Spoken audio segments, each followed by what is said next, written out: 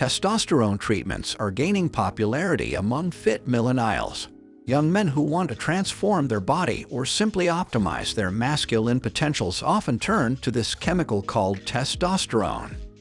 Some are seeking it to combat various health problems such as decreased sex drive, low energy, weight gain, moodiness, and even feelings of depression and low self-esteem. Actually, testosterone prescriptions written in the world have tripled within the last decade. If you are hearing of this substance for the first time, you might ask, what is it? How does it work? And does it help the users solve the problems we mentioned? Does it come with any side effects? Well, testosterone is a growth hormone that both males and females produce naturally within the body. In males, it is produced in the testicular tissues, but in females, it is produced in the adrenal tissue. Testosterone has many important functions in the body. For example, it is the hormone that triggers the development of the male physical composition, such as the maturation of the general male characteristics, such as a buildup of muscle mass, sexual drive, and endurance in adolescent boys. In adult men, testosterone influences sexual desire, sperm production, and erections. It also affects other bodily functions, such as maintaining bone strength, blood counts, mood, and muscle mass. The low testosterone problem. Perhaps you have heard of a medical condition known as the testosterone deficiency syndrome (TD). Yes, the problem exists, and it affects around 20% of the men above the age of 60 in the United States. Research shows that it can affect any man regardless of age. Hypogonadism is a condition that arises when the testosterone level in the body falls below 300 nanograms per deciliter of blood. The symptoms of this condition include reduced muscle mass, fatigue, irritability, low sex drive, erectile dysfunction, and depression. Doctors may recommend testosterone therapy or testosterone supplements to treat this condition. Unfortunately, various myths that surround testosterone treatments have prevented many men from benefiting from testosterone therapy. These myths have also influenced some young healthy men who do not really need testosterone treatment to try it out in hopes of gaining massive benefits. To ensure that you are on the safe side, we have decided to debunk some of the commonest myths that surround the use of testosterone. Here are the myths you are likely to come across.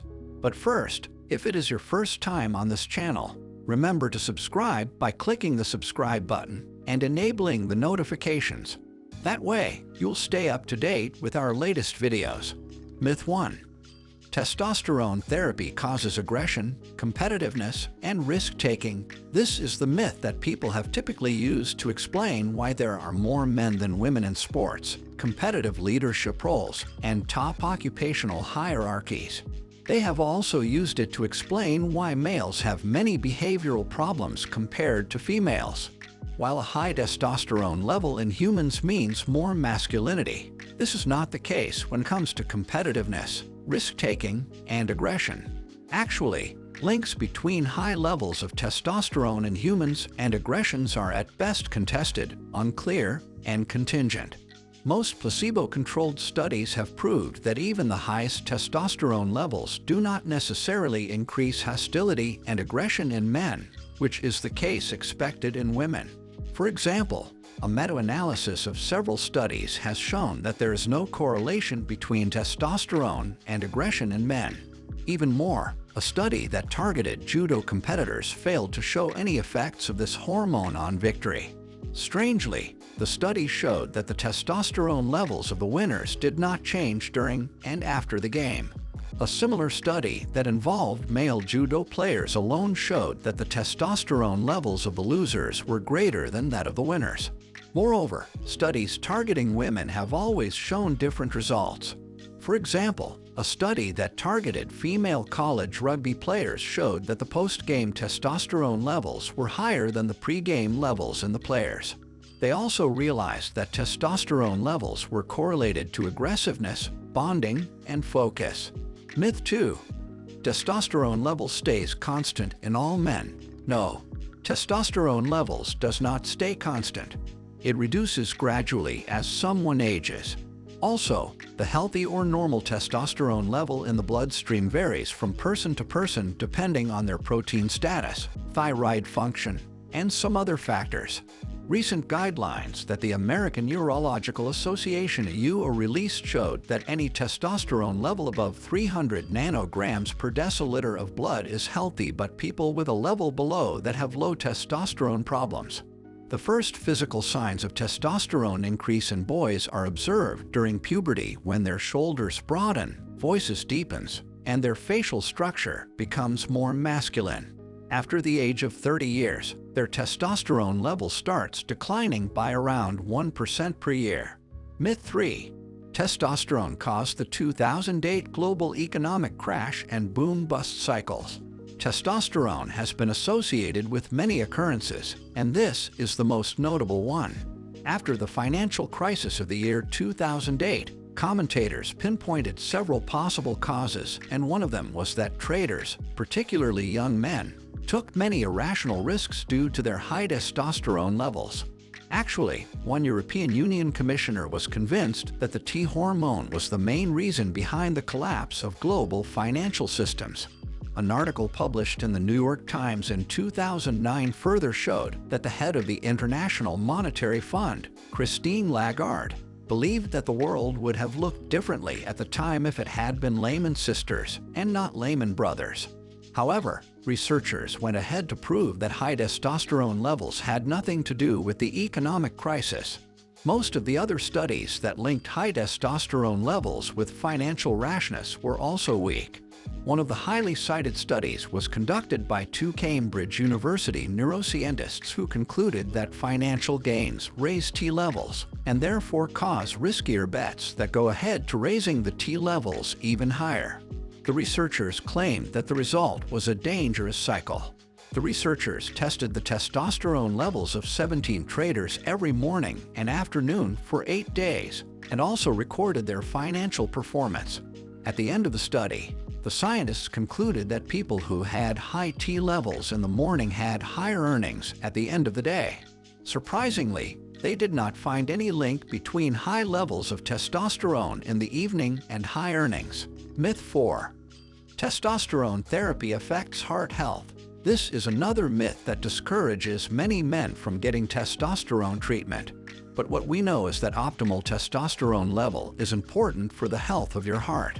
Over 100 studies have revealed that a testosterone boost can have many benefits and also reduce the risk for cardiovascular diseases. The studies have proven that low testosterone levels are linked to endothelial dysfunction, cardiac events, dyslipidemia, and increased atherosclerosis. They have further proved that testosterone treatment improves coronary blood flow, decreases myocardial ischemia, decreases body fat, and increases skeletal muscle mass. That might be all you need to keep your heart healthy. Myth 5. Testosterone therapy causes shrinking of testicles. Another common myth is that testosterone therapy causes fertility complications and shrinks the testicles. However, Clomid is used in testosterone therapies to combat that. Clomid is a medication mainly used for fertility purposes, and it has been used in testosterone therapy to provide testicular support.